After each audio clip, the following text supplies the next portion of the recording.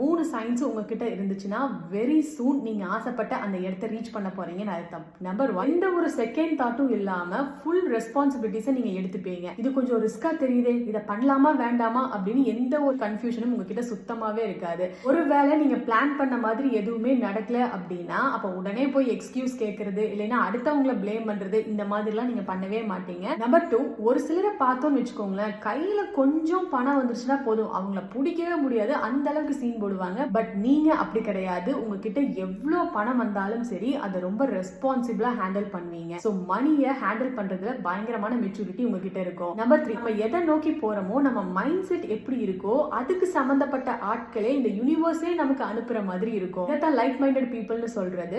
இவங்க கூட நீங்க பேசும்போது உங்களுக்குள்ள ஒரு கான்ஃபிடன்ஸ் வரும். இவங்களெல்லாம் பார்க்கும்போது நம்மள மாதிரியே இருக்காங்களே அப்படின்னு உங்களுக்கு அடிக்கடி தோணும். இதெல்லாம் தான் நீங்க சீக்கிரமா சக்சஸ் ஆக போறீங்க அப்படிங்கிறதுக்கான கிளியர் சைன்ஸ்.